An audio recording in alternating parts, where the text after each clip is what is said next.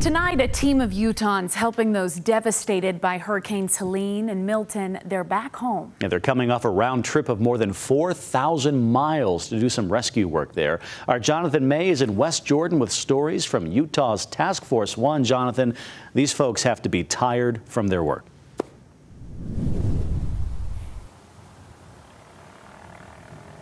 Yeah, it seems that way, Brian. Sarah, just talking with them, you get a sense of how much work they put in, how much hours on the road they spent. Now they're coming off a 19-day deployment, but now they get 48 hours to decompress, spend time with their family, until they have to come back, gear up, and be ready for future deployments. It's been stressful. We moved around a lot. We knew what we were getting into, what we were going into. We were anxious. About 2,300 miles back home, closing the door on a 2-week journey. Now unloading about 80,000 pounds of rescue gear. They may be tired, but helping people facing storms like this. That's what we're here for. We seek out that opportunity to help those people as much as possible. So we love it, absolutely love it. First, they went to the volunteer state. In a small mountain town called Irwin in Tennessee. Absolutely devastated, a ton of work.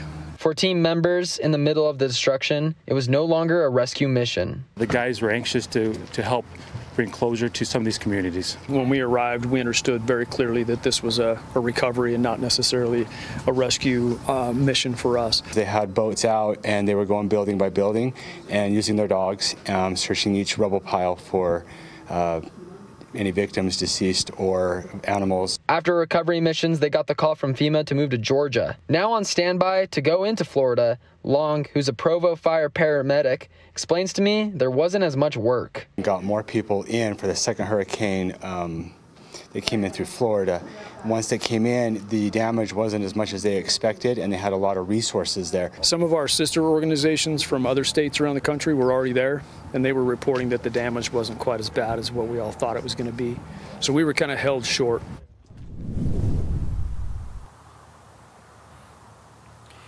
Team members tell me they spent 37 straight hours on the road, straight through, rotating drivers in and out, helping us, feeling anxious as they were on the way, saying they just want to get there and help as many people as they can as soon as possible. Reporting live in West Jordan, Jonathan May, ABC4 News. Wow, they did a lot of good work down there. Jonathan, thank you very much for that.